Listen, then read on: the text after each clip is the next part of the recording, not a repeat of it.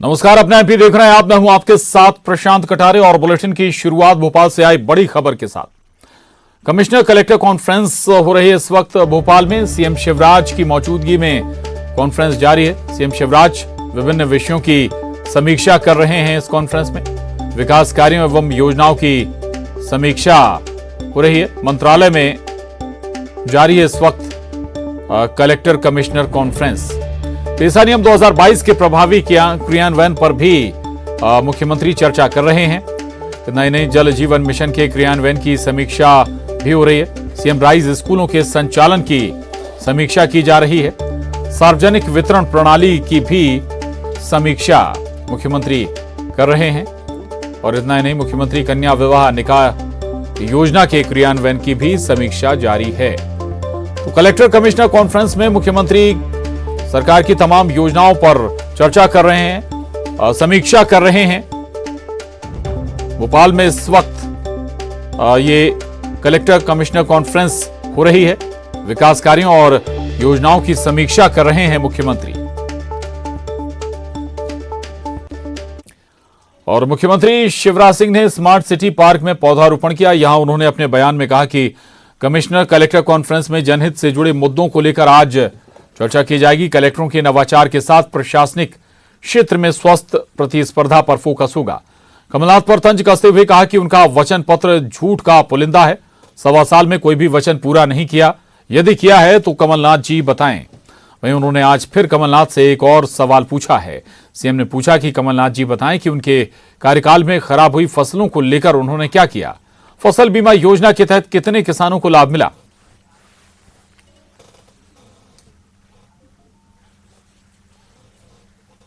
कई कलेक्टर्स ने नवाचार किए हैं बहुत से, तो जो बेस्ट प्रैक्टिस है उसको भी एक्सचेंज करेंगे। प्रशासनिक क्षेत्र में भी स्वस्थ प्रतिस्पर्धा हो बेहतर काम के लिए, तो काम की गुणवत्ता भी बढ़ती है। कमलनाथ जी बार बार मैं झूठ बोल रहा हूँ, पता नहीं क्या क्या कहते रहते हैं, लेकिन झूठ का पुलंदा ये है कमलनाथ जी, आपका पूरा पुलंदा। यह वचन पत्र आपका झूठ का पुलिंदा, यह पुलंदा है वचन पत्रों का। 1.25 साल में पूरे नहीं किए। एक भी सवाल का जवाब क्यों नहीं दिया मेरे?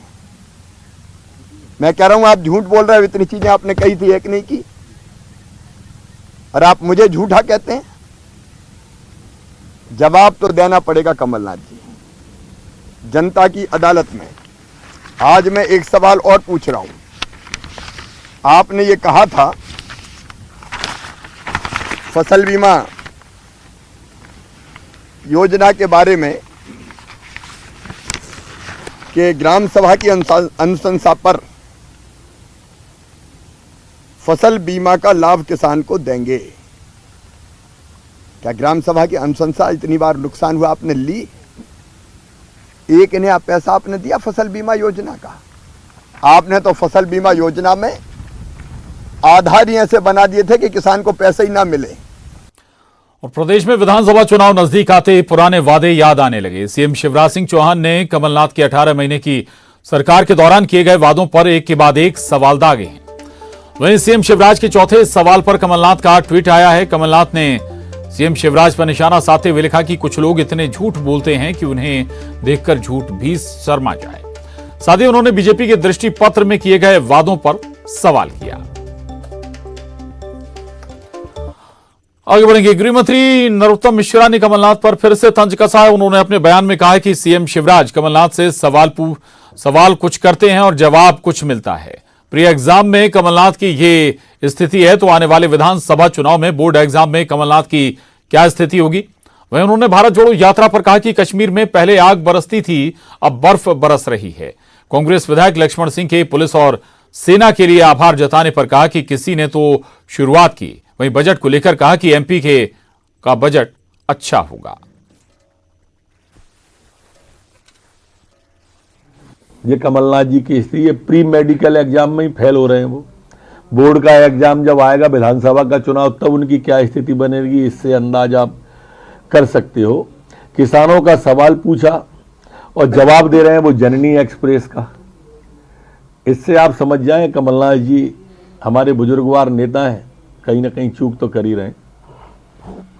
राहुल गांधी जी के वचन पत्र की धज्जियां उड़ा दी हैं कमलनाथ जी ने, जवाब देंगे कहां से? अब वो सवालों का एक का भी जवाब नहीं दे पा रहे। देखो, पूरी रास्ता में राहुल गांधी जी भ्रम ही फैलाते रहे और अंत भी उनने ऐसे ही किया। कहा कश्मीर में बम की धमकी दी गई थी, ग्रेनेड की धमकी दी गई थी। वो भूल गए कि ये दिल्ली में उनकी सरकार नहीं है, मोदी जी की सरकार है, अमित शाह जी की सरकार। यहाँ आग बरसती थी उनकी सरकार में, हमारे टाइम में बर्फ बरस रही है, शांति है वहां पे। स्वाभाविक रूप से मोदी जी का और शाह साहब का तो जता नहीं पाएंगे वो, लेकिन ठीक है, किसी ने तो शुरुआत की। एक बड्डी कैश ऐप है, ये लोगों के लोन देने के नाम पर फंसाते हैं और उसके बाद में उनकी जानकारी इकट्ठी कर लेते हैं, फिर ब्लैकमेलिंग टाइप का करते हैं।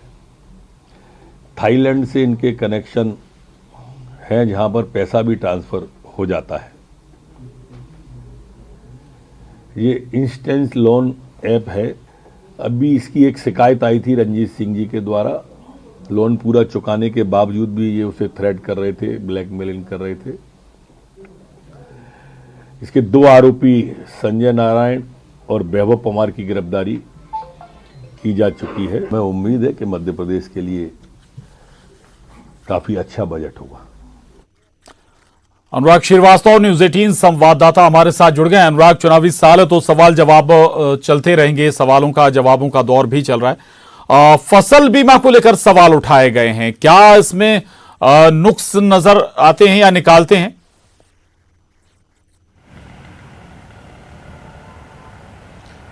देखिए प्रशांत, विधानसभा के चुनाव में जनता के सवालों के जवाब देने से पहले सियासी दल एक दूसरे पर सवाल दागकर एक दूसरे को कटघरे में खड़ा करने की कोशिश कर रहे हैं। मुख्यमंत्री शिवराज सिंह चौहान ने लगातार चौथे दिन चौथा सवाल दागकर तत्कालीन कमलनाथ सरकार को कटघरे में खड़ा करने का काम किया है। जिस बात का आप जिक्र कर रहे हैं, मुख्यमंत्री शिवराज सिंह चौहान ने ये सवाल पूछा है कि जब कांग्रेस ने इस बात का ऐलान किया था कि ग्राम सभा की अनुशंसा पर फसल बीमा के नुकसान की भरपाई सरकार करने का काम करेगी, तो उस समय सरकार ने ग्राम सभा की अनुशंसा क्यों नहीं ली, फसल बीमा योजना की राशि किसानों के खाते में क्यों नहीं डाली? इस पर कमलनाथ से जवाब मांगा है। वहीं दूसरी तरफ कमलनाथ की तरफ से भी सवाल पूछा गया है कि बीजेपी के दृष्टि पत्र में जो दलहन खरीदी का ऐलान किया गया था वो 100% क्यों नहीं हुआ? कुल मिलाकर एक दूसरे पर सवालों के बौछार करके कटघरे में खड़ा करने की कोशिश यहाँ पर होती हुई नजर आ रही है। विधानसभा चुनाव से पहले ये बताया जा रहा है कि किसने घोषणा की और उनको पूरा नहीं किया। जनता के दरबार में जनता जवाब मांगेगी, लेकिन उससे पहले सियासी दल एक दूसरे से जवाब मांगकर एक दूसरे को कटघरे में खड़ा करने की कोशिश कर रहे हैं और यही वजह थी कि मुख्यमंत्री ने आज लगातार चौथे दिन सवाल पूछा है। बिल्कुल, लगातार एक के बाद एक सवाल मुख्यमंत्री शिवराज सिंह दाग रहे हैं कांग्रेस पर, कमलनाथ पर। रहेगा अनुराग, आगे भी आपसे बात करेंगे। और भोपाल से एक और बड़ी खबर, सूखी सेवनिया में बनी जीवनदायी गौशाला पर सवाल उठे हैं। गायों के रखरखाव को लेकर विवाद सामने आए। गाय को बिना चारे के भूखे प्यासे छोड़ने का आरोप लगा है। अनुदान लेने वाली गौशाला में गायों की मौत को लेकर अब हंगामा मचा हुआ है। स्थानीय लोगों ने जमकर बवाल भी काटा है। गायों की मौत के मामले पर पशुपालन विभाग ने जांच कमेटी बनाई है। ये बड़ी खबर है भोपाल से। सूखी सेवनिया में बनी जीवदया गौशाला पर सवाल उठ रहे हैं, चूंकि इस गौशाला में कई गायों की मौत हुई है और इसी को लेकर अब सवाल ये उठे कि अनुदान लेने के बावजूद भी गायों को भूखों मरने के लिए छोड़ दिया गया। आगे बढ़ेंगे। राजधानी में गौशाला से गायों के गायब हो जाने और गोवंद के कंकाल मिलने पर सियासत गर्मा गई। इस मामले में कांग्रेस मीडिया विभाग के उपाध्यक्ष भूपेंद्र गुप्ता ने सरकार से कार्रवाई करने की मांग की है। उनका कहना है कि मामले में गौशाला प्रबंधकों के खिलाफ कार्रवाई करने की जरूरत है।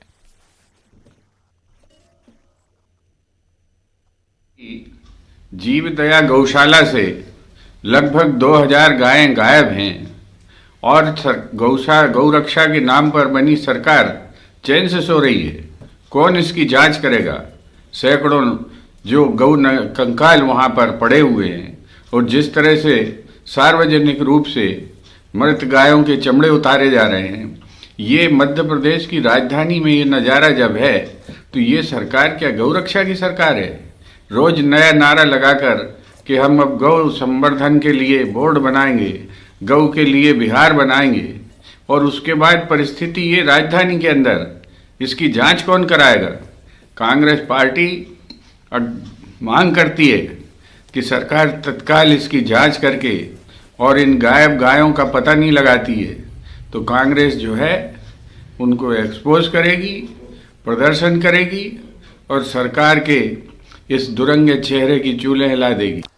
और भोपाल के जीवदया गौशाला को लेकर पशुपालन मंत्री को शिकायत की गई। अब इस मुद्दे पर पशुपालन मंत्री प्रेम सिंह पटेल का बयान भी आया और उन्होंने मामले की जांच के निर्देश दिए और जांच में दोषी पाए जाने वालों के खिलाफ कड़ी कार्रवाई के आदेश दिए हैं।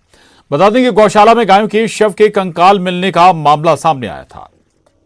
निकल कर आया है वो भोपाल के सूखी सेवनिया में जीवदया गौशाला का है, जहां पर गायों के रखरखाव को लेकर अब सवाल खड़े हो रहे हैं और इसको लेकर पशुपालन विभाग की एक जांच टीम का भी गठन किया और प्रदेश के पशुपालन मंत्री प्रेम पटेल जी हमारे साथ मौजूद हैं। सर, गौशालाओं में रखरखाव को लेकर लगातार शिकायतें मिल रही हैं। इससे पहले भी बेरसिया का मामला आया था, अब सूखी सेवनिया में जीवदया गौशाला को लेकर सवाल उठ रहे हैं। जिस प्रकार से अगर हुआ होगा तो हम लोग कार्रवाई करके, और कमेटी भी हम लोगों ने बना दी है जांच के अपराध, मतलब जब जिस भी व्यक्ति ने गलती की होगी उसको हम उसके ऊपर कार्रवाई। सर, हुआ होगा लेकिन तस्वीरों में तो साफ तौर पर दिखाई दे रहा है, आपकी जानकारी में तो अब तक आ ही गया होगा कि वाकई में कहीं लापरवाही तो हुई है, वहाँ गड़बड़ी तो है। मैं ये तो कह रहा हूँ कि लापरवाही हुई होगी, जांच कमेटी बना दी गई है, दूध का दूध पानी का पानी सामने आ जाएगा। जो भी जिसके द्वारा हुआ होगा उसके ऊपर कार्रवाई करके उसको दंडित किया जाए। जानकारी तो ये भी आ रही है कि भोपाल नगर निगम से जो गाय भेजी गई वहां पर उनकी संख्या में भी कमी आ रही है निकल कर, उसकी भी जांच करवा लेंगे। अगर इस प्रकार से भेजी होगी, कहाँ गई है कहाँ नहीं, छिप तो सकता नहीं कोई भी चीज़ है। गौशाला संचालक तो कह रहा है कि उनकी चमड़े को बेचकर, हड्डियों को बेचकर वो गौशाला का संचालन करता है। देखो, इस प्रकार से हुआ होगा तो उसको हम लोग छोड़ेंगे नहीं, क्योंकि सरकार इसीलिए तो गौ माता हम सबकी माँ है, उसकी रक्षा करना हमारा काम है। लेकिन प्रदेश की गौशाला में गाय सुरक्षित रहे, इसको लेकर कदम कुछ इस तरीके से कि कहीं जिस प्रकार से जो शिकायतें आई है, शिकायत के आधार पे हम लोग कार्रवाई कर रहे हैं और ऐसी कार्रवाई आएगी तो हम लोग उनको छोड़ेंगे नहीं। तो इस पूरे मामले में कब तक पूरी जांच हो जाएगी, कब तक कार्रवाई हम जल्दी से जल्दी करवा लेंगे हम लोग। तो प्रदेश के पशुपालन मंत्री हैं जो इस बात का दावा कर रहे हैं कि इस पूरे मामले को लेकर जांच कमेटी का गठन किया है और जांच रिपोर्ट आने के बाद कड़ी कार्रवाई की जाएगी। जी सुमित। अनुराग श्रीवास्तव हमारे साथ इस खबर पर भी बने हुए हैं। अनुराग, प्रदेश भर में गौशालाएं बनाई गई हैं ताकि गायों की सुरक्षा हो सके, उन्हें खाना पीना मिल सके, लेकिन राजधानी भोपाल के पास की गौशाला की अगर ये स्थिति है तो फिर पूरी मॉनिटरिंग पर सवाल उठ रहा है।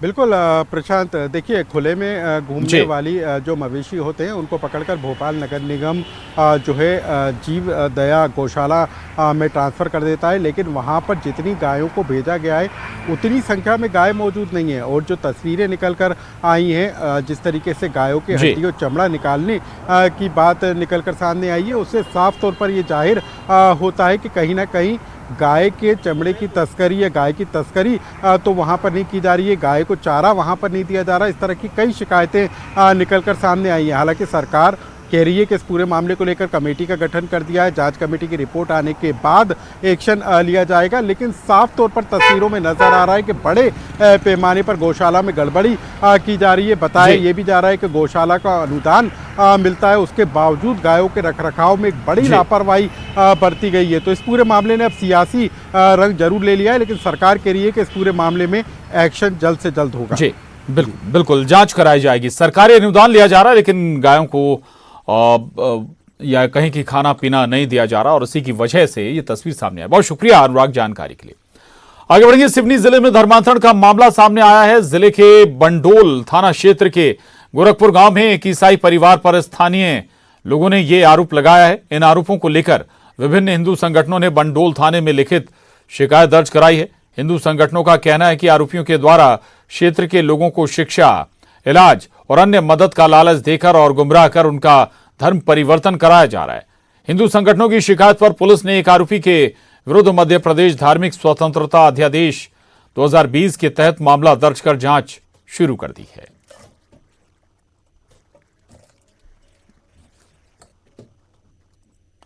और अब देखिए 25 सेकंड 25 खबर।